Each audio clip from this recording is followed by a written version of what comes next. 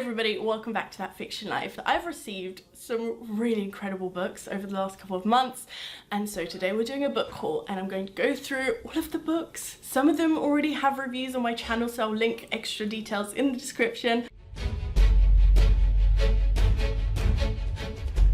Now this first book is Harrow Lake by Kat Ellis. This is one of the coolest proof designs that I've ever seen in my life. So it looks like a tape, and it's in its own little box sleeve as actual tapes are, and this is a horror, so it's perfect for kind of this time of year because Halloween, hello, is my favorite season. I quite enjoy the aesthetic of it, so if you've been on this channel before based on the kinds of books we read, you already know this. Anyway, so this even says a VHS on the side, which I think is so clever. So Harrow Lake is set in a very small town that is known to be a little off. This movie Nightjar was filmed there 20 years ago, and now the star's daughter is getting up to no good, and she's beginning to discover a lot about her life and what happened to her mother. There's a lot of local legends and mythology that comes into play, and it's just a very, very creepy book. Now the next book is Twin Daggers by Marcy Kate Connolly.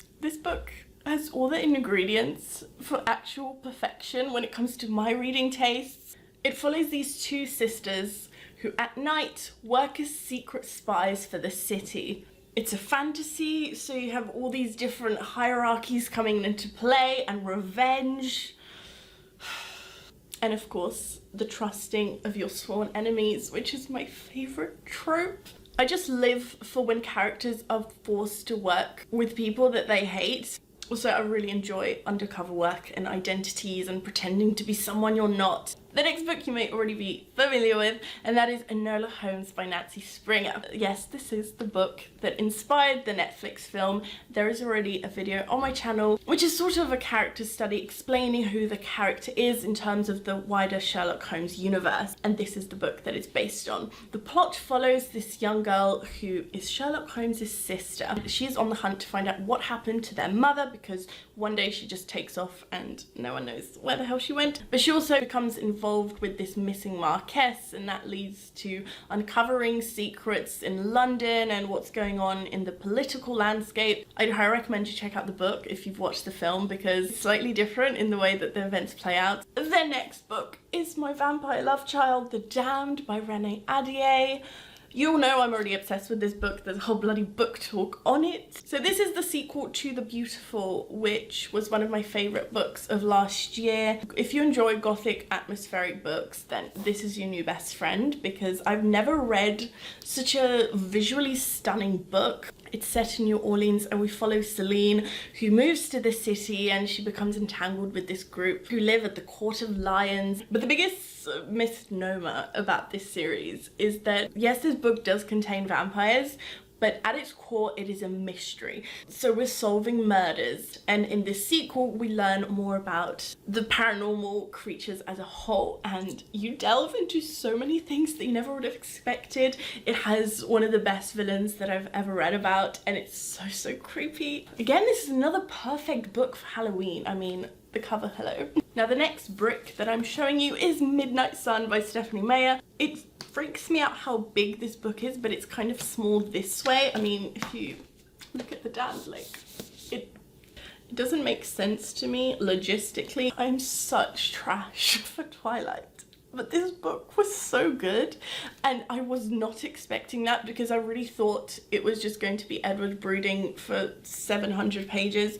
And while it was that, he's a little bit insane, but the extra content that we had from his brain, the fact that he can read minds, is why this book is so good, because we were able to have this extra content to do with the Cullens, and he did so much more. So if you didn't know, this is Twilight from Edward's perspective. Edward actually did a lot more in the plot than Bella. All she did was she had the dates with him, and then she would go home and think about him and go. Edward went on hunting trips. He had heart-to-hearts with the Cullens. The whole end of the book reads like a thriller, because of course Bella was passed out for most of it. We don't know how they staged everything in the hotel. Here it takes you through the whole plot of them chasing James through all the forests, and But I still don't like Edward. This book kind of proved about what a psycho he is. I didn't expect this video to be Halloween recommendations, but we have another dark, creepy book, and that is Kingdom of the Wicked by Kerry Maniscalco. Now, I just finished this book, and I'm not ready to rejoin life. This book has princes of hell. So you know the 7 deadly sins?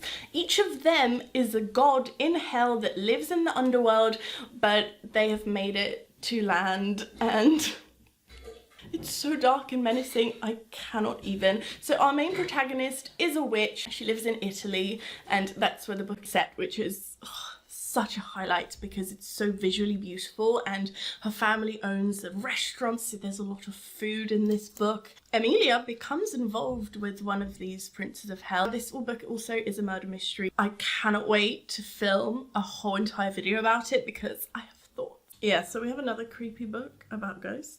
The Reckless Afterlife of Harriet Stoker by Lauren James. I live for more villainous protagonists. So Harriet Stoker falls off a building balcony and dies. However, she comes back as a ghost and is forced to live in this area where other students from her university also died, so they're like this little club. And now Harriet becomes very invested in unleashing her own power over everyone else, and she is very consumed by it. So we have a little bit of a morally grey protagonist here, which I'm so excited about. The next book is To Sleep in a Sea of Stars by Christopher Paolini. You will have seen me talk about this in my reading vlog a few months ago because I had the proof copy. Now this is the final copy, and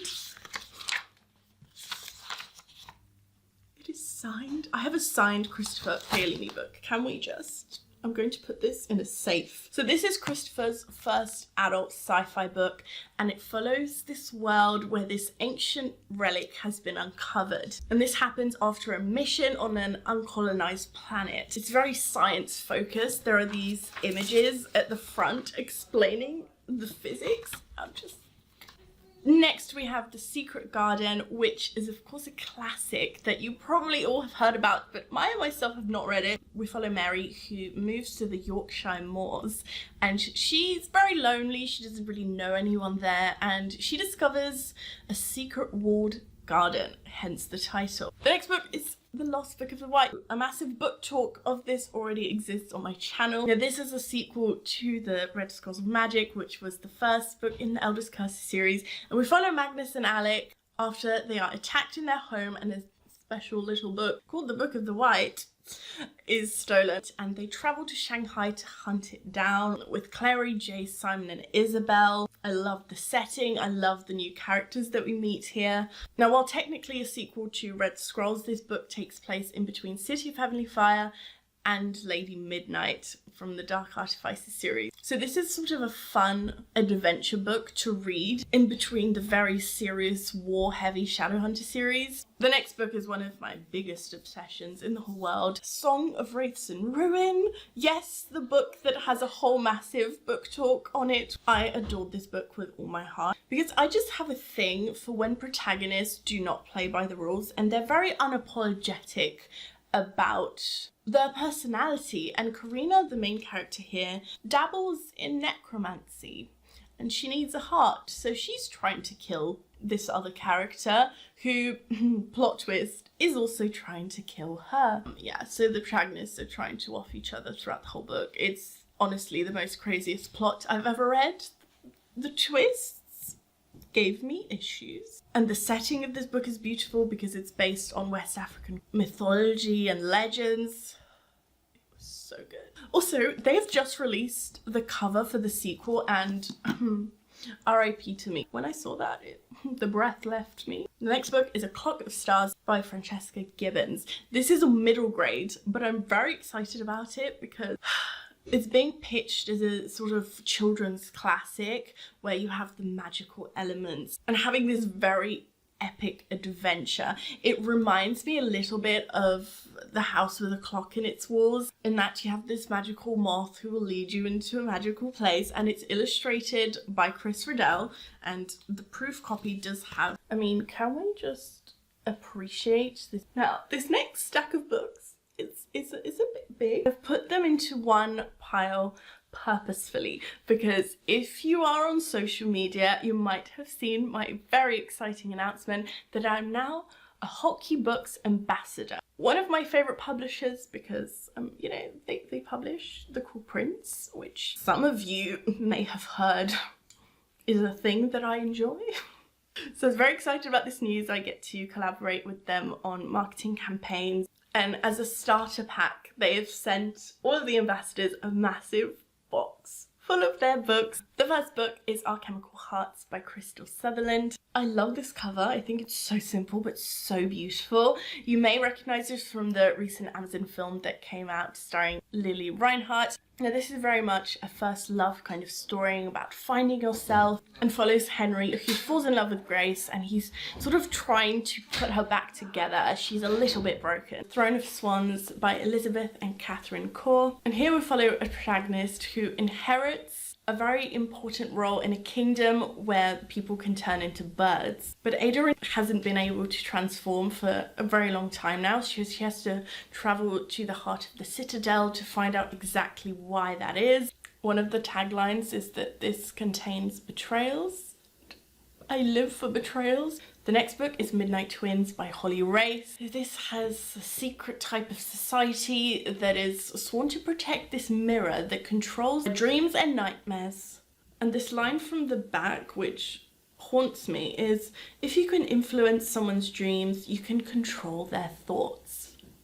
When one of the twins is chosen to join the ranks of the people that are supposed to protect this mirror, you can expect that the other one has some thoughts about that because they are on the verge of uncovering it. We then have Again by E. Lockhart. This really reminds me of We Were Liars in terms of the theme and being set around the summer and finding yourself. It's about finding and losing love, which I think makes it the perfect kind of quick read to immerse yourself in. Then we have Sabriel by Garth Nix.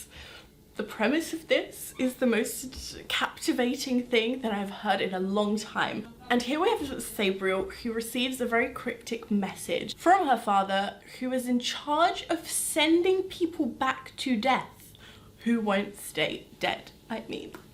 And also, there's a map in this book, and you know I have a thing for maps. Perfect addition to any fantasy book because you can fully analyse where all the characters are going. Then we have Thorne by Intisar Khanani. I love this premise because it follows this girl who is betrothed to a prince that she doesn't know. And when her identity is stolen, she uses this opportunity to start a new life.